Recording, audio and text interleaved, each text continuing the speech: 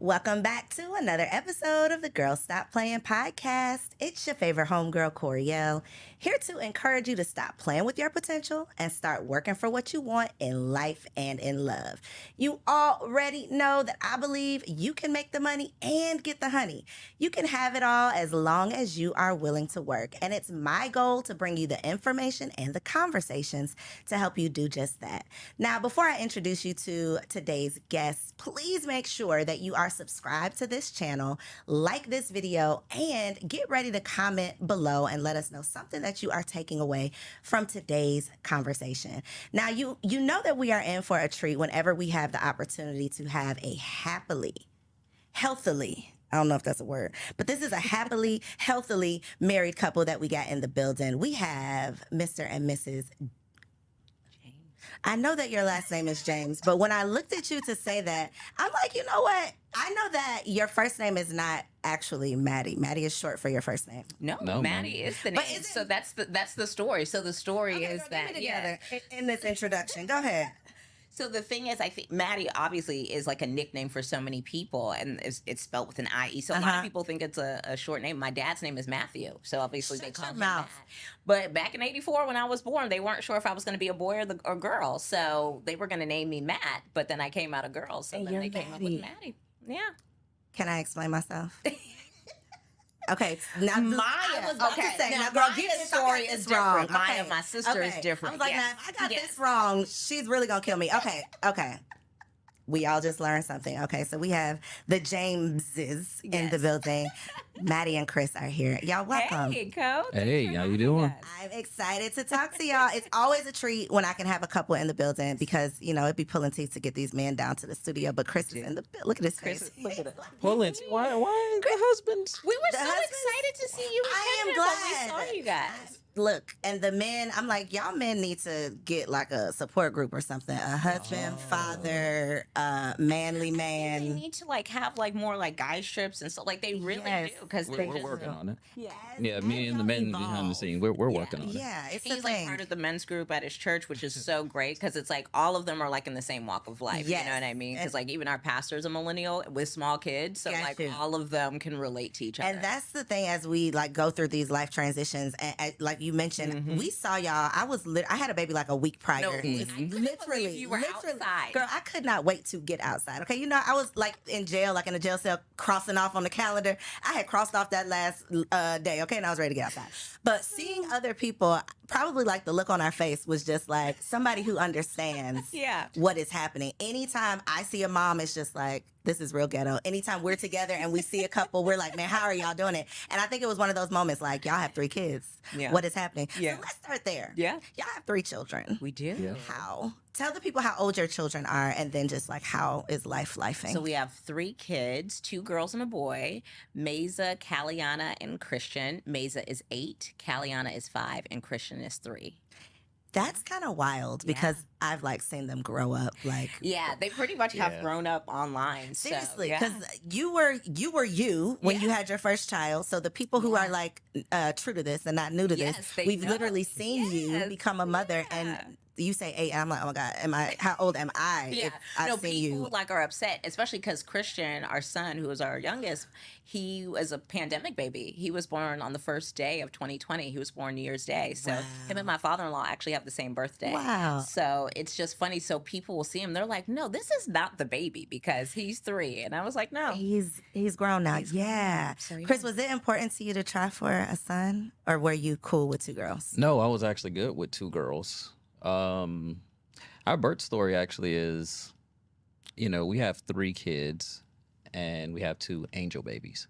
Yeah. So by the time Christian came around, Christian was our 5th pregnancy. And so with all of the things that we did to get the 2 here, I was like, you know, whatever you don't have to do this. Yes. If you don't want to, you know? Yes. You don't have to. And because I grew up with like, in like a predominantly male environment, I was like, we cool. Like, we not that cool. Like, Yeah. you know, it's just a boy. Yeah. You know, so we had a bunch another of them. Gotcha. We had a bunch of nephews. I was like, you Gotcha. can. But Maddie had the complete opposite experience. Like, all her mom has 5 other sisters. It's me and Maya. You know, it's just the 2 of us. So I've never had a brother. Mm-hmm. A lot of my cousins are girls as well. So I wanted that energy, and then especially because he's right. He did grow up in a predominantly male environment, and I love my brothers-in-law. Like, they're so wonderful, and they have sons, and I love my nephews. And I was like, I would love to have this experience because I've had such a positive one so far. You know, marrying into Chris's family. So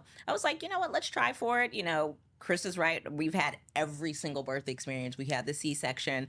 I've done the natural, no pain management whatsoever. And then I've had anesthesia. I didn't get an epidural. But we've had all of those. And, you know, that is really taxing. Like, labor is hard. But I really like being a mom. I really do. Okay, we're gonna unpack that statement, and we're gonna get back to that. But I want to kind of circle back around to the birth experience. Sure. I was not aware. Your girl be trying to do a little bit of research, but I was not aware of this. How did that affect your relationship? I think, and are y'all okay with talking about it? For sure. Okay. Yeah, the reason I really want to kind of go back into that a little bit is because these are those topics that people experience. It's a tough.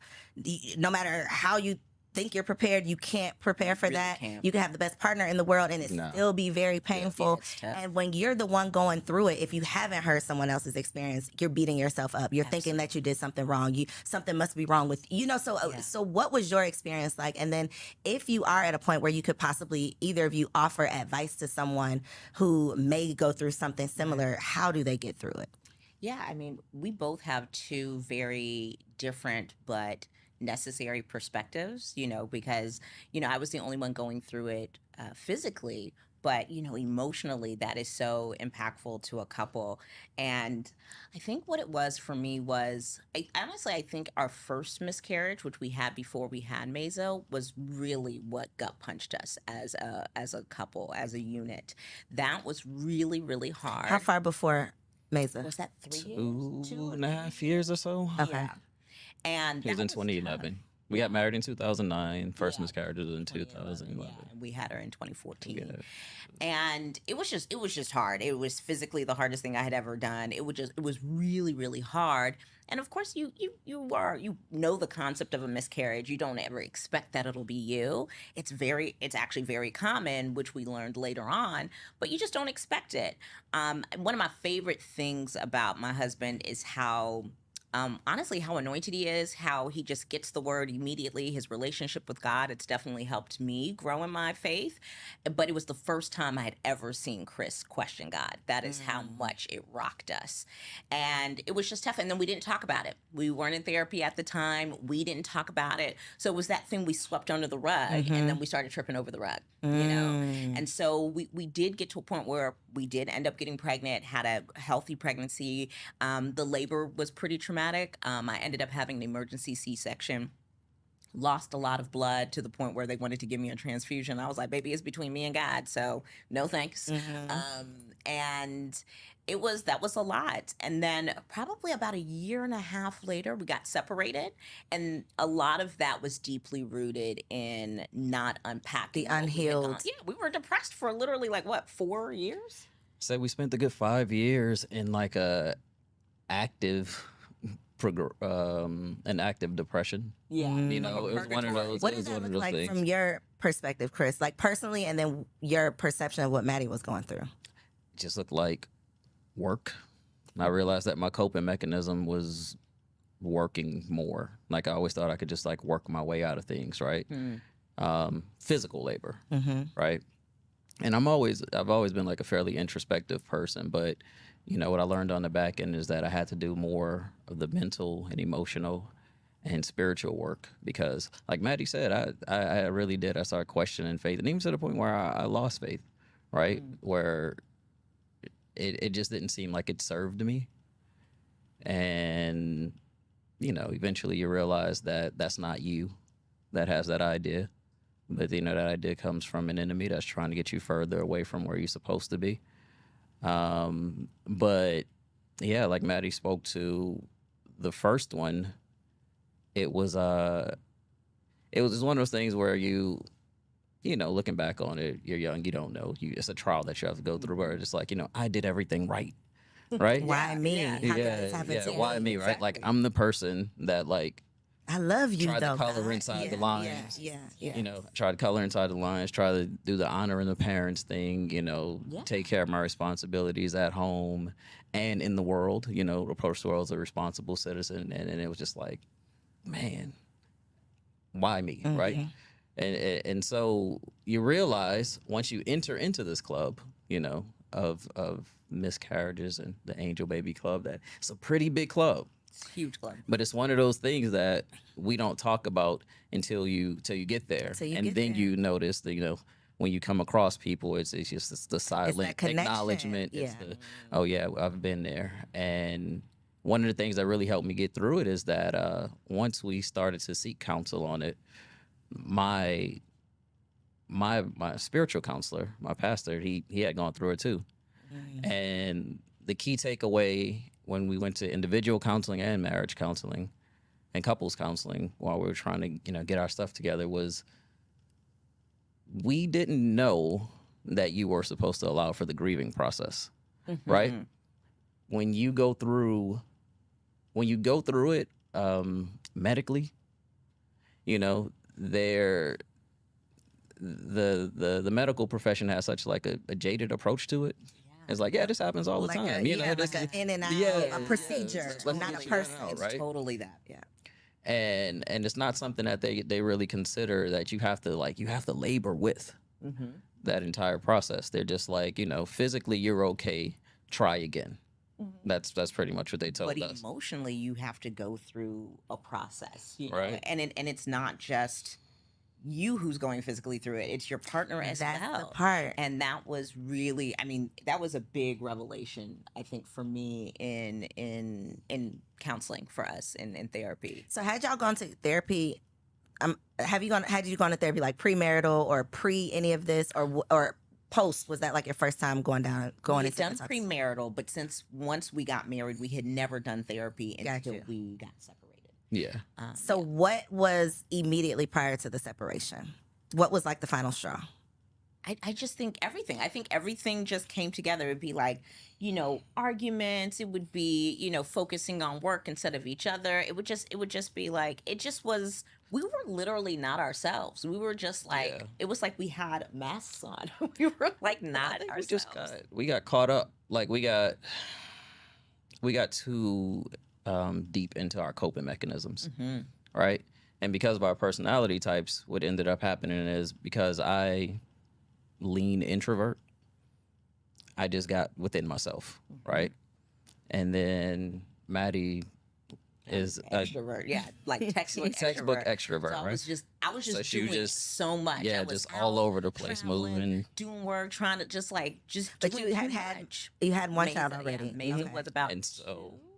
Yeah, when we got separated, she was about 2. So I, you know, trapped myself. I lost myself in like the work of just like being a dad and securing this one, right? Because I had felt when we had the first one, it was like we had the first miscarriage. I could not.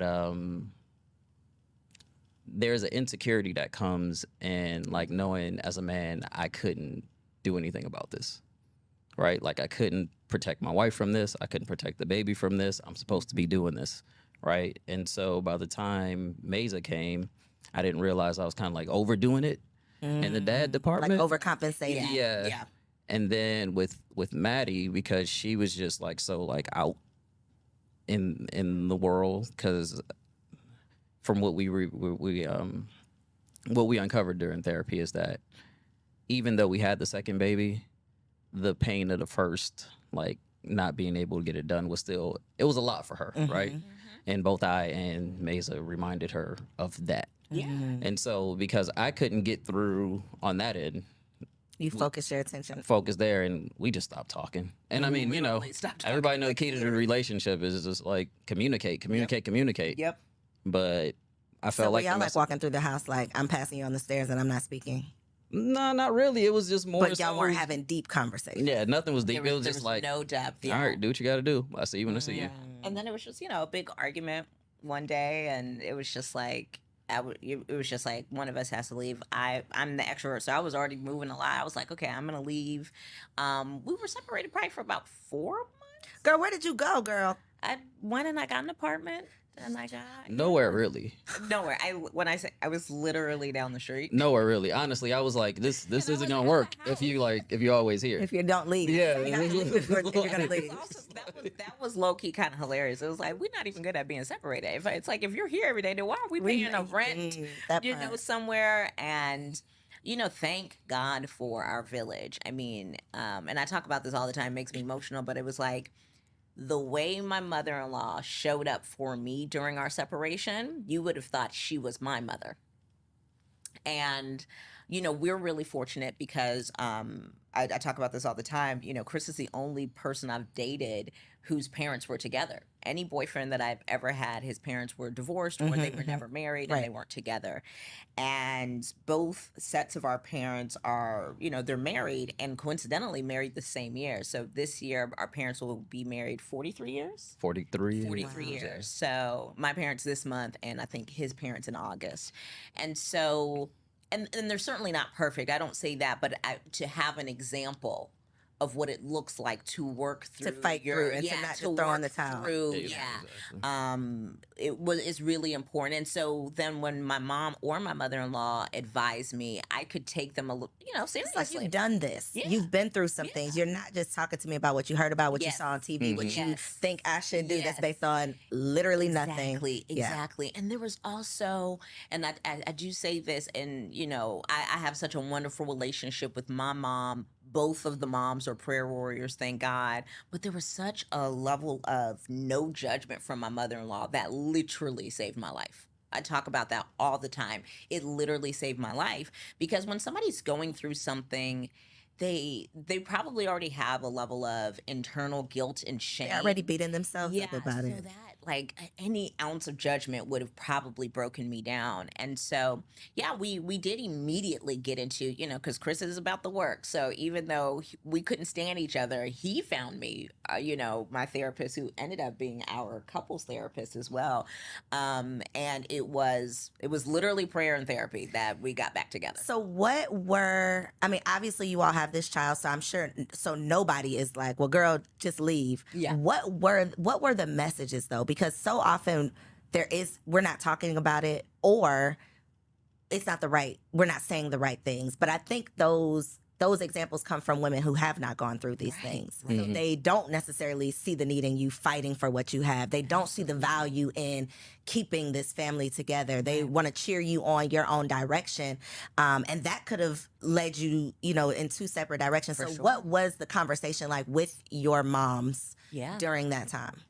I think the thing that was really huge, and you see the opposite so many times, on social media, but the number one piece of advice from both my mom and my mother-in-law is that part of why you fight for your marriage is for your children. We have made marriage so self-absorbed, and it's like your marriage doesn't just affect you. My marriage affects my children. It definitely affects your spouse. It affects your children. It affects the family that you've made, right? Like I no longer just have Maya as a sibling, right? I now have 2 brothers and another sister, and actually more because each of his brothers are married. So they're my sisters as well. I have nieces and nephews because of their commitment in their marriages. And so this is a ripple effect on various people, right?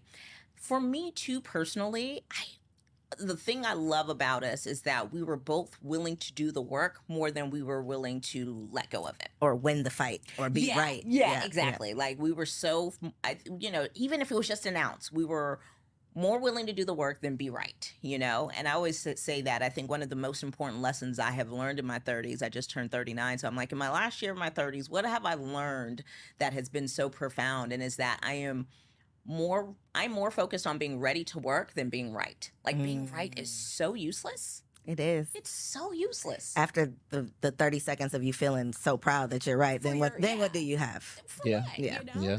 And for me, this was something that was fixable. I understand that there are some people who are in situations that are not fixable. This was fixable.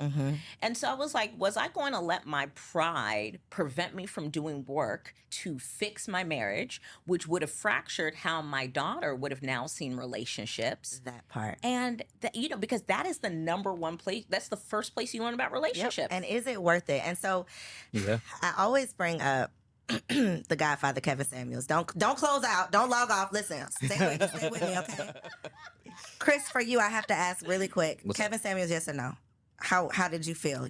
I'm neutral. Neutral, okay. But I'm just like that on all things, right? You know, I can see all sides of it, but I'm neutral. You could take the good, you could leave the bad, you could see. I feel like he had, in some instances, he had solid messages. His tone and delivery was off a lot of times. A lot of times. You know, like if you're really out here trying to help people, you can't be like the helper and the shock jock at the same time. And that was his issue. He was, you know, trying to help people in an entertaining way. It wasn't always entertaining. He was like, sometimes it was just me. Yeah, sometimes it was just me. The problem was if the entertainment is discouragement, that's where that is where the people have the problem. However, the reason I brought him up is because what you just said when you said like this, it's kind of opposite of what we hear on social media.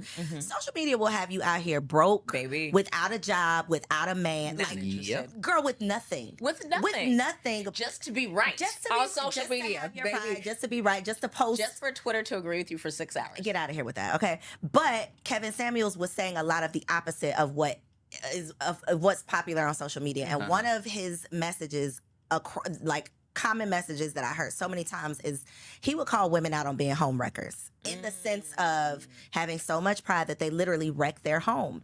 That they're, you know, they're saying there's no good men. They're saying they're making all of these complaints, but they're so willing to walk away. They're so willing to want to be right so bad that they're not willing to do the work. They're so willing to say, I'll figure this out on myself. I can be good all by myself, and not think about you know, not think beyond themselves, not think about their children, not think about the extended family, not think about all that you've built that would literally just be crumbling down if you decide I'm going to selfishly walk away. Now, as you said, there's obviously some extenuating circumstances that, you know, if this is going on and if it's best for you to remove yourself, then do that. This is the context of my situation. Right. You know, this isn't to shame anybody. No, of course not. By any means. But yeah, it just wasn't worth it when I started adding 2 and 2 together. I was like... Girl, even think about that rent you was down there paying. It's like, the math is not mathing. Me paying my own bills.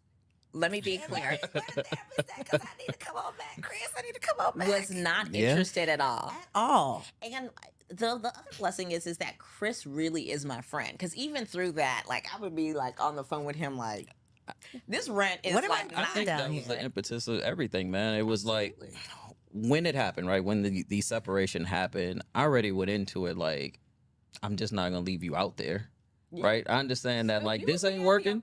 Yeah, it was like this ain't gonna. I'm not gonna leave you. Maddie, you are ridiculous. No, Maddie's wilding. Help me in this apartment. I got to leave you. And the thing is, it's like, girl, what you do as wife, like, you're not good at this. You're not good at this. So, and what he does is husband. So we were out here. We didn't even know how to be separated, Chav. So y'all were like, just fix this.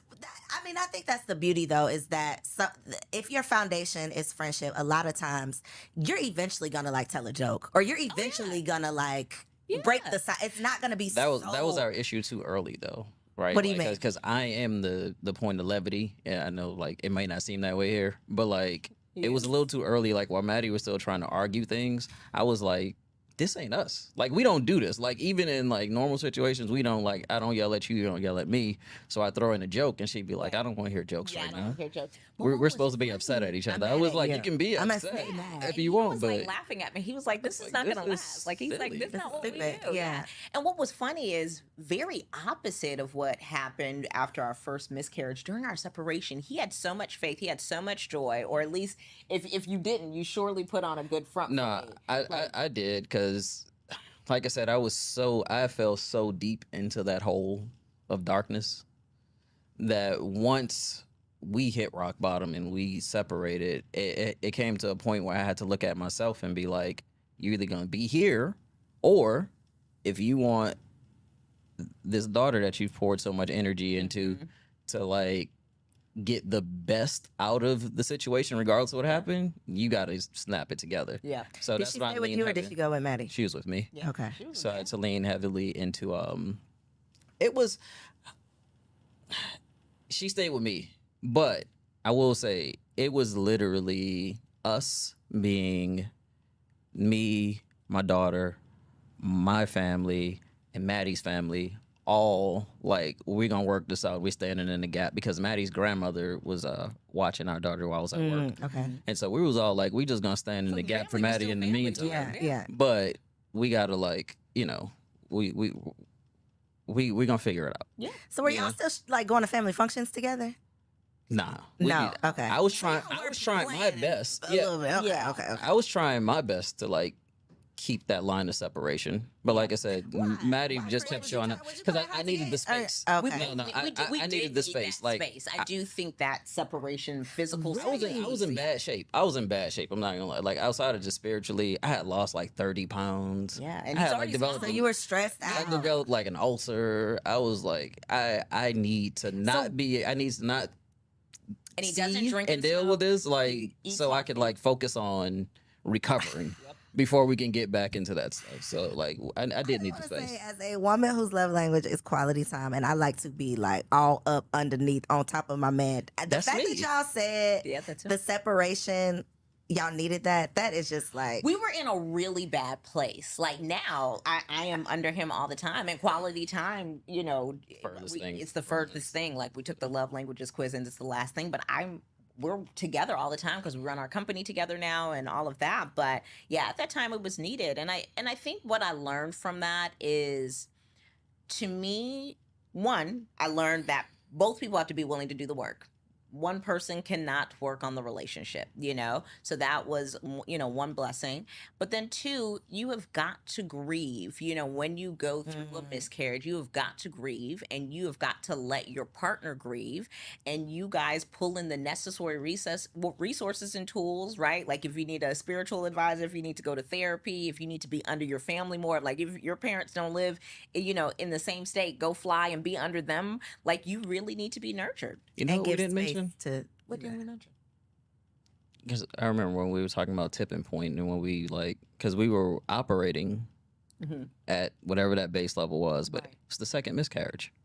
I was about to Yes. say, It when was did this happen? After Okay. Mesa was born. Yeah, after Maisel was So we had the one before, we had Mesa, then we had the one after. Yep. Second that's what- miscarriage. What? Okay. And that's what That is amplified. Actually, yeah, that is what amplified. So the did separation. you have any postpartum with Mesa? I did. Oh, it was I it did. was So I did. So you never it was dealt a with the long grief. Yeah, and it was postpartum long period. because my recovery was so long because of not only having a C-section but the loss of blood. So Mm. I had already deemed myself inadequate, and then that second miscarriage was Just like, did you yeah, in. it just like confirmed it, right? Yeah. Which is not a truth at all. Only to have two kids later, Mhm, right. But yeah, I think that was really, really hard, and I never dealt with that. I never dealt with So that. even the second time, did you all try to deal with it the same way you did with the first?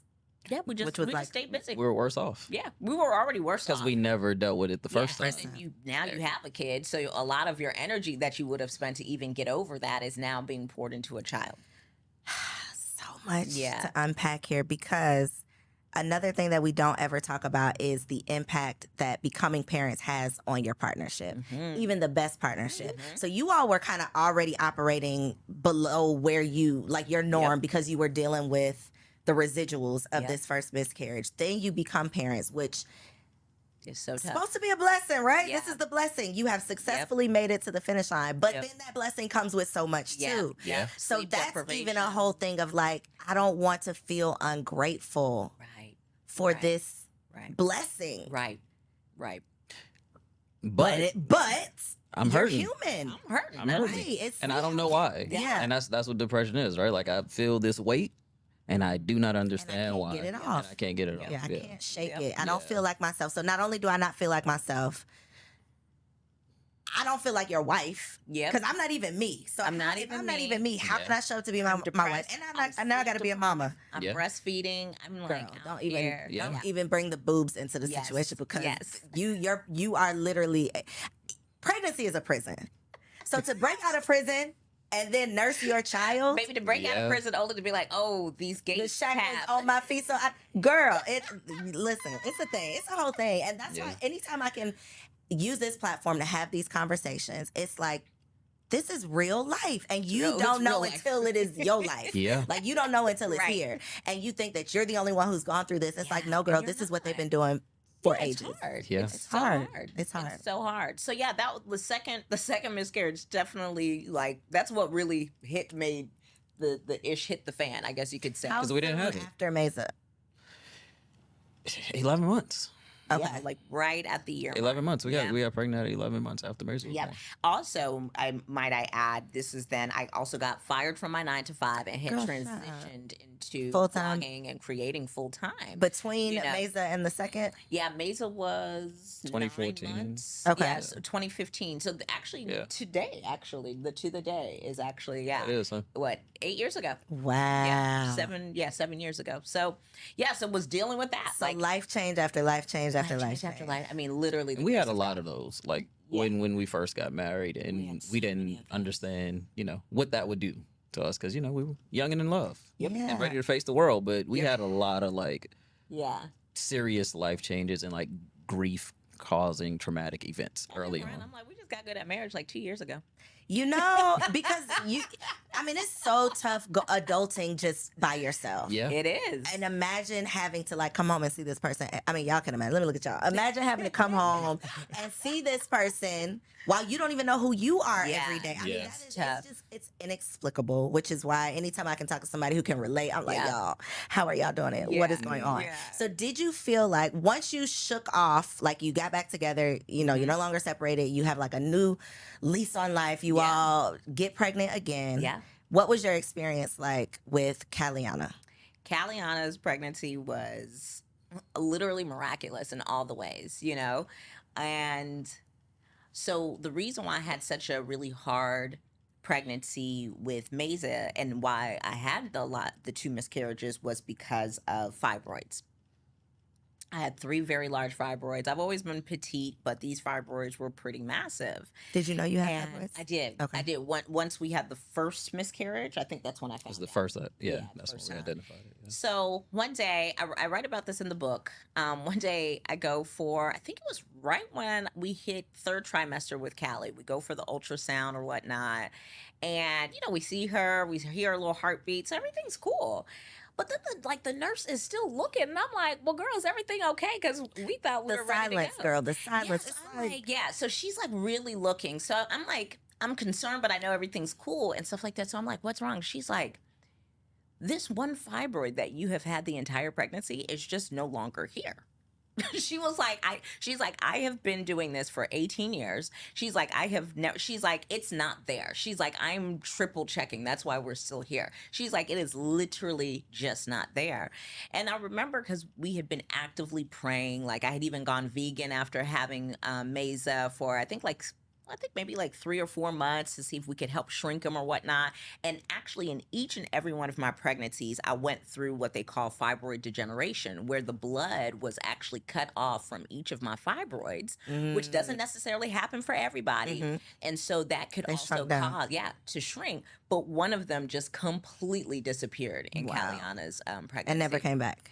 Never came back. I didn't realize that fibroids was ruining lives out here like this. It's really ruining lives. So you said you found out when you had the first miscarriage, but your whole entire life, when you got your annual exams, when you first got pregnant, nobody said nothing. That nobody is so has crazy. ever brought that up. And then when I started bringing it up to my mom and stuff, she's like, yeah, your aunt has this, and I'm like, why we ain't talk about this again? Why is this a secret? Why is it a secret? And even when we started having those conversations with doctors, and they were just like, oh yeah, this is normal. This is what Black women deal with. Black women have, and this is what you have to deal with. And then talking about the options behind it, and it was just like, and all the options are always surgery. It's like, oh yeah, you just cut yourself open. Oh, you can have a hysterectomy. Yeah. So I had Nicole Gardner Scott here, and we talked about her experience, which she didn't have a miscarriage, but she had a very hard time getting pregnant because of the fibroids, had the surgery. Just the experience of it. She didn't know about it. Talked to her mom. Her mom's like, it's just this whole thing.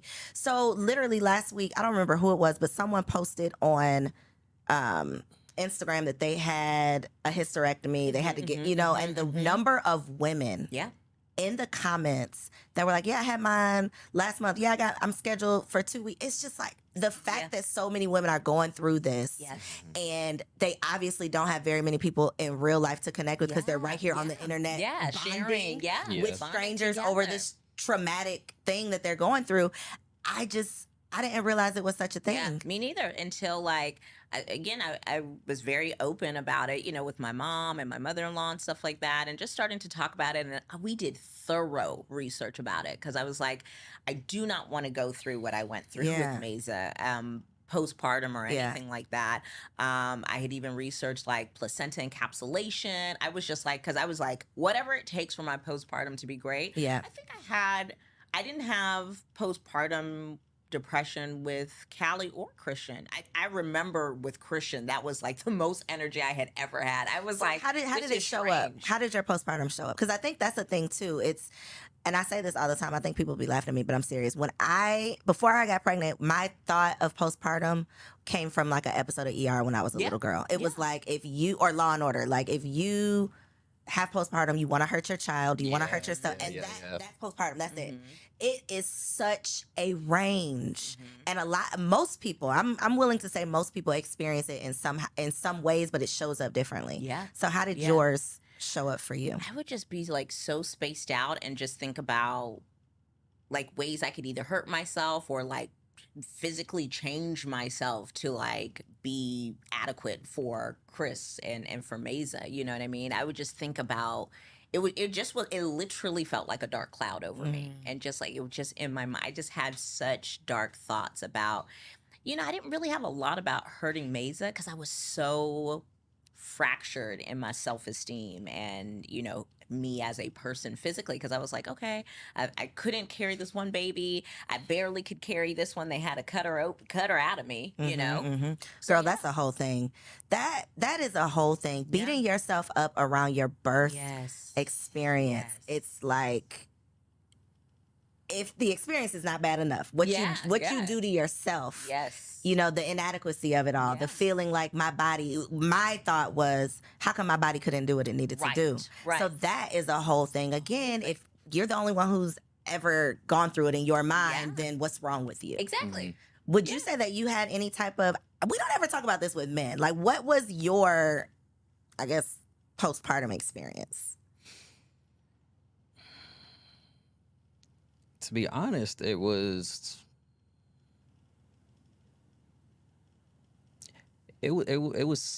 sadness, right? It was a sadness that, again, that came with the fact that like there's nothing I can do about it. Like our emergency C-section was heavy, and then later to find out that it was unnecessary. Yeah, that's it was like, but the way in which it happened, and like, there were some things that happened on the operating table that I was privy to while Maddie was knocked out, between like the conversations that was had. Like, we weren't there, and like, this ain't a human being outside of just being my wife. Like, this is a human being. We just like so callously talking about whether or not we're gonna let her be here or not, right? And then there were just some things that happened on the operating table where I just don't get, like, it's just like, it's very visceral, and that. And then to watch her come through it, or try to get through it, it literally took us 6 months or so until she could like move around. Wow. Yeah. Right? And then that her lull or her funk that she was in was about another year.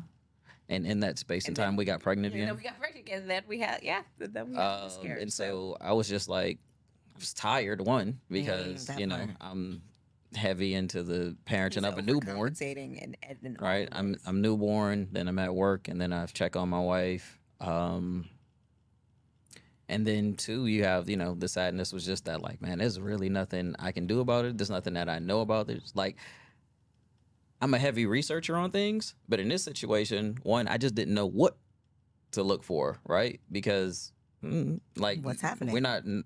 We hadn't left the house yet to run into those people to like be like, hey man, I know what you're talking about, or to start there. So Yeah, that's what it was. I tried my best to be as upbeat as possible and provide space for Maddie to feel everything that she was gonna feel, and physically, I tried my best to, soften the burden of the load of whatever I could, but I can't breastfeed, so That part. Yeah. especially in the middle of the Wish night, y'all right? could. Like if you're in the, like if you're already in a physically depressed state, it's like you need to sleep. Yeah. And in the middle of the night, you're not sleeping. Not So sleeping. there's nothing I can do about Yeah. that except like hand the baby over and rub her It's back. your first baby, so you're So- trying to do everything perfectly. Like I'm like pumping in the middle of the night. I'm trying to make sure like everything. It was really, really hard, really hard.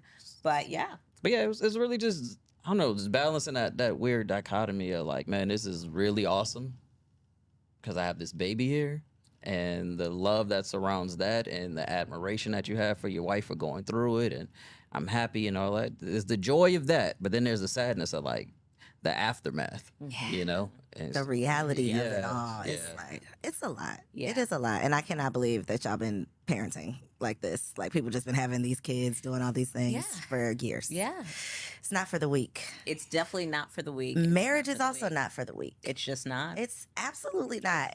I mean, when it's good, but it's not always good. And so I love that you all can represent wholesome, and I'm going to say healthily, happily and healthily, wholesome marriage that's not just picture perfect. It's like, yo, life be lifing. Mhm. We are navigating it as best we can. Absolutely. We're trying to maintain a friendship. We're trying to raise good people. Yes. And that's really what it comes down to. So as we conclude, I would love for each of you, Maddie for the women, Chris for the men, for the wives and for the husbands, to just share a word of advice that you've learned through marriage that you can share with someone who might be going through it right now.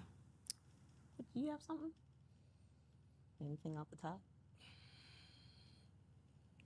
This is the one thing I always say, like husbands, where am I? That's my Right camera. here. Right here? Okay. Husbands, try your best to learn to speak to your wife's heart, because that's where her baseline of understanding comes from. It's how she feels about what you're saying. You may logically say all the right things. You may fundamentally feel like you're doing all the right things. But if she doesn't feel it, you all won't feel it. So try your best to do the things and say the words that speak to her heart. That's good. Yeah. I think the first thing that comes to mind is stop thinking and doing, right? Stop thinking and thinking that you need to be everything to everyone, because that is literally costing you your peace. And that is literally not your purpose. Your purpose is not to be everything to everyone. That's God's purpose, and He has it on lock. You're supposed to do what you're supposed to do. And you sometimes have to stop and step back and reevaluate what really matters, right? Talk to your husband. What matters to you guys, right? Because yes, what matters to you is important. So I definitely don't want to negate that. But if you're in a marriage, it's what's important to you guys, right? We don't need, respectfully, you don't need a bunch of third party opinions, right? I'm the only person married to Chris. Chris is the only person married to me. I respect what my parents have to say. I respect what my therapist has to say. But at the end of the day, we are making decisions together as a couple. I don't care how social media thinks, what they think about my marriage. If they think it's great, cool. If you don't, that's cool too. You know what I mean? I'm okay with not pleasing everyone around me as long as my husband is at peace with me and I'm at peace with him. So stop trying to be everything to everybody or trying to make your marriage seem like it's an example for others. That's not what your marriage is. It is not a tool. It is supposed to be your safe haven. And do whatever it takes for you and your spouse to feel safe with one another. I love that. I love that. Cannot let you leave though, Maddie, without telling us about Everyday Magic. Yes, please get Everyday Magic, The Joy of Not Being Everything and Still Being More Than Enough. It is my book, available on Amazon, Barnes & Noble, Books A Million, pretty much wherever books are sold, Target.com. And it really, I talk about, our story in the book, and I really talk about how to navigate the work of every day, because it's a lot for, it's a lot for all of us, but of course, as a wife and a mother, I speak from that perspective, how my faith has helped me. And just like sometimes you forget because you got so much going on. So it's pretty much like a big reference book of like, hey, here are the appointments you need to make, monthly, yearly, weekly. So practical information. Yeah, it's really a practical approach to everyday life. So I hope you're encouraged when you read it. Check it out. I read it on Audible, but get the physical book too so you can highlight some stuff and reference it. I love it. I just love y'all. We got to hang out in real life with people who get. Do y'all have a lot of couple friends? We do. Because do they come from church? That's also the key, though. Or no? Have you couple friends? Yeah. Okay. Yeah. We're learning that. Well, the key is like in marriage and in parenting, you gotta do life together, man. Yeah, you need peers. You gotta find people at your same level when you gotta do it together. That doesn't mean that everybody's privy to the inner workings of your marriage. Yeah. But it is good to have that group village. Of people. You always reference that village. The village is literally key. Your birthday, that was the village, baby. I said she was not lying, baby. Look at this village. That is a village. All the time, and I was like, no, y'all, really, the village is not hypothetical. No, it's a real village. But to your question, though, yes, they come from church, but they also come from life. We have some lifelong friends in there. We have some people who are work associates that became friends. So they come from everywhere. Yeah. It's just that y'all just collect good people. Yeah, it's just that we've made we've made it our goal to just like curate good relationships with people all around us. And really for us, we're like, we want to, at this point in our lives, we want to have the people that are around us, the people that we include in our village, no matter where they come from, they need to all be able to coexist. Yeah. Instead of having those pockets. Yeah, exactly. Like when we were which is why 8 people were at my house for the birthday. They were. It was beautiful. That was beautiful, and I love that, not just for you but for your kids. Yeah. And I know y'all have a big family, but the extended village is just like the extended village. I love that for y'all. Yeah, invite us next time. All right, y'all. Thank you for tuning in. I'm gonna let y'all know if I get that invite. Okay, check my stories. Thank y'all for tuning in for another bomb episode. Be sure to grab a copy of Maddie's book. Chris, I don't think Chris got no Instagram. You find Chris on Maddie's page, okay? He'll be on there, okay? That's where he'll be. I love y'all. Appreciate you for being here. Thank you for being an example. Thank you for being so transparent because I haven't even looked at my notes. We didn't talk about nothing that I thought we were going to talk about. Chris did it. That was Chris. Chris took us down that detour and I appreciated it. North Star. Yes. He's like, I did. You did it. Thank y'all for tuning in. See you on the next episode. If you enjoyed that episode, make sure you subscribe to the channel so you don't miss out on any upcoming content, and take it a step further and go ahead and join our private community over on Patreon because it comes with some pretty bomb perks, including early and discounted access to our upcoming events, behind-the-scene exclusives with some of your favorite guests, the opportunity to call in on an upcoming show, the chance to vote on topics and guests for brand new shows, and I'm even giving you unlimited access to my vault of business classes where I'm teaching you everything from Airbnb to developing digital products and everything in between. And you can get access to our Patreon for as little as $5 a month, okay? Get in where you fit in, and I'll see you on the inside. Peace.